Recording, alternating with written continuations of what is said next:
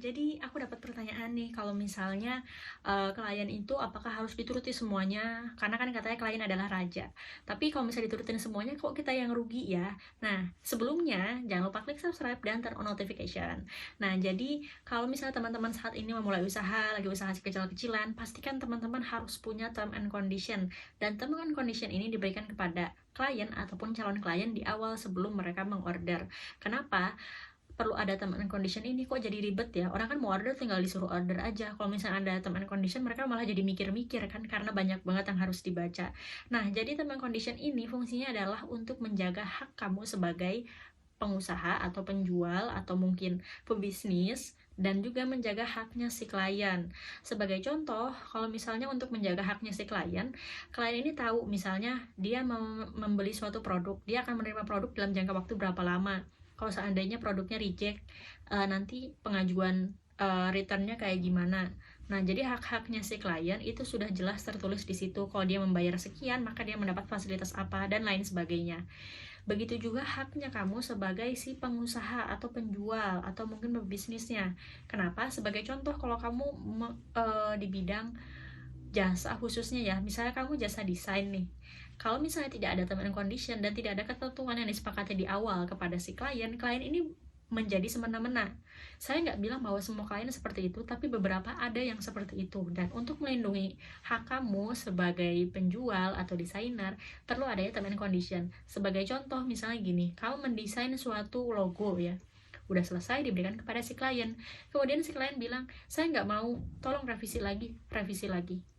Dia dikasih lagi nih, ini sudah direvisi, oh saya nggak mau, ganti lagi. Sampai berapa kali?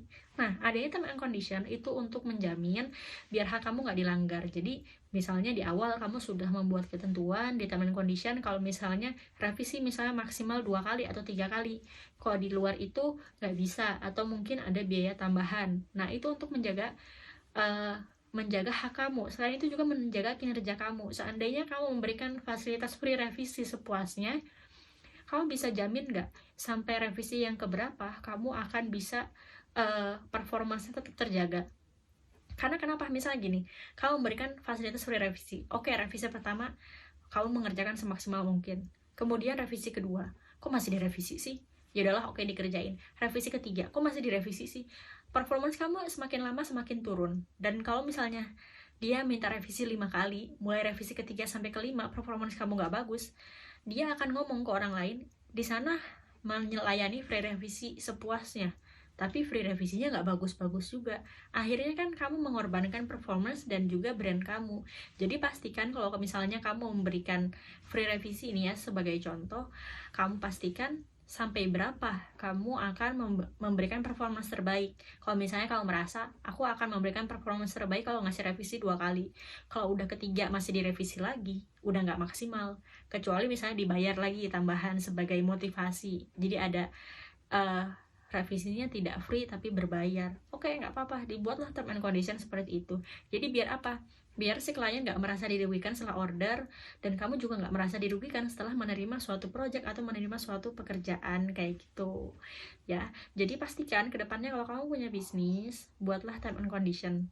Mulai di awal nggak harus selengkap perusahaan-perusahaan besar atau kayak bank-bank besar sih ya, buatlah sesederhana mungkin dan nggak bikin ambigu. Dan juga dari segi si klien ini, dia merasa bahwa dengan adanya term and condition ini akan melindungi hak dia. Jadi jangan sampai si klien merasa dengan adanya term and condition kayaknya akan mempersulit saya deh. Jangan sampai membuat term and condition yang seperti itu. Jadi tunjukkan hak-haknya si klien seperti apa yang membuat dia merasa justru dengan adanya term and condition seperti ini, haknya dia lebih terjamin dibandingkan di jasa lain yang tidak ada term and conditionnya. Oke, segitu aja. Terima kasih sudah menonton video ini sampai akhir. Kalau kamu punya pertanyaan lain yang pengen kamu tanyain, bisa tanya di kolom komentar dan aku akan menjawabnya di video lain selanjutnya. Terima kasih.